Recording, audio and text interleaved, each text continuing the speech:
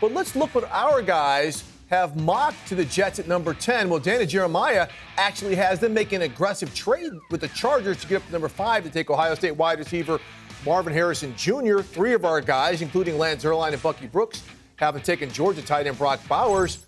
Rhett Lewis has him moving back at number 12 to take Fuaga, the guard. Baldy, what do you think? Well, I see what DJ did. I mean, DJ used to work with Joe Douglas in Baltimore, so maybe he's got some insight that none of us have access to. But look, I just think that Joe Douglas, last year, they really catered to Aaron. You know, they got him some receivers. They got him guys that he liked, familiar with, and that was fine. It didn't really work out, obviously, the way the things went. But I just think Joe Douglas knows how to build a team. And, you know, he was trained by Ozzie Newsome, won a Super Bowl in Philadelphia, would like to do the same thing with New York. He doesn't need to get cute. Like, honestly, take the best player at 10. It sounds just mundane. It sounds routine. It sounds cliche. But their offense line collapsed last year. As soon as Aaron Rodgers went down, they all went. Mackay went down. Dwayne Brown, Ollie Vera-Tucker, they all got hurt. If a lineman is their best player on the board at 10, take that lineman. Olu, you know, Fuaga.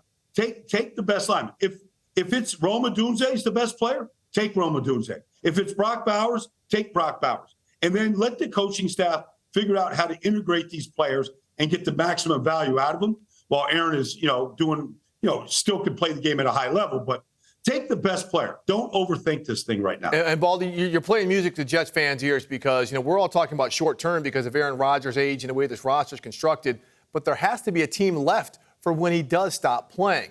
On that note, let's go to Buffalo. They've had a lot of losses as well. We heard earlier this week, quarterback Josh Allen addressed the loss of wide receiver Stephon Diggs and some things that they have to do there. They've got pick number 28, Baldy. What should they do?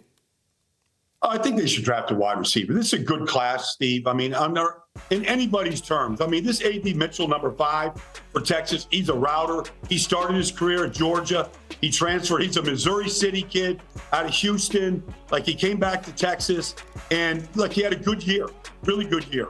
Went to, the semifinals. And I just think he's got the size. He has elite speed. He runs in the 4.3s. He's a very good route runner. You watch him adjust to the ball in the air. He adjusted the ball in the air as well as anybody in this draft. And, Josh Allen said, look, it's okay to get younger, but you've got to tell Josh Allen, we believe in you, and we're going to give you as much help as possible. And look, when you lose your number 1 and number 2 receiver, you better restock the shelves. I think A.D. Mitchell might be there at 28. Maybe he goes a little bit earlier, but there's some good receivers that will be there for the Bills to take. And I don't think they have to reach very far.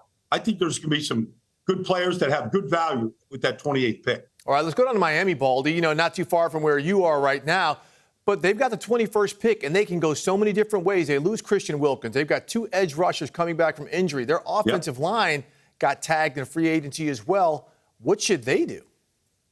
Well, I mean, I feel like they can't do everything with the limited amount of draft capital they have. I'd say when they lost Connor Williams last year at center, I thought the offense went way backwards.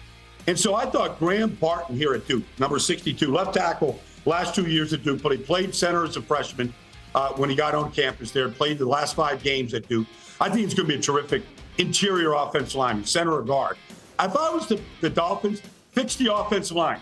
Keep that offense, keep Tua humming, keep Tyreek and Jalen and Raheem and, Devon, keep these guys rolling and keep the offense elite.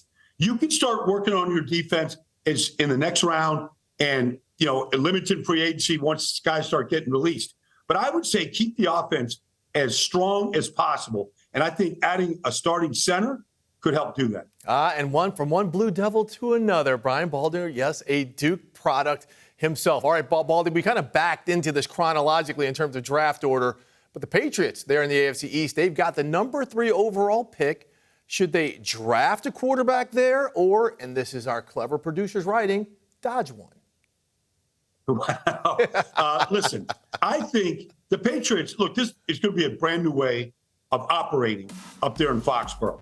So new general manager, new coach. I mean, Drake May, if they value him, if they think that he is the answer for the next 10 years at quarterback, then just take him. Because they never want to be picked this high again where they have they have this debate about who to get. If Drake May is there and they believe in him and they believe that he can be a franchise quarterback. They have that kind of conviction between Elliott Wolf, Gerard Mayo, Mr. Crafts. If they have that conviction, take him. And look, they have a lot of holes that could be filled if you traded back and, you address the left tackle, you address some of the wide receiver issues that they have. But I think these quarterbacks, if they have conviction in Drake May, they just draft them and then start filling in the holes later in the draft in the coming years and start building around Drake. And that's really the best method in this business to stay competitive. Thank you, Baldy, because it always seems teams are always looking for the quarterback, and everyone's sitting here saying they should trade the pick and build the rest of their roster out. If the quarterback is there, you get him and you build things out. All right, Baldy, thanks so much. We'll be right back to you in just a few minutes.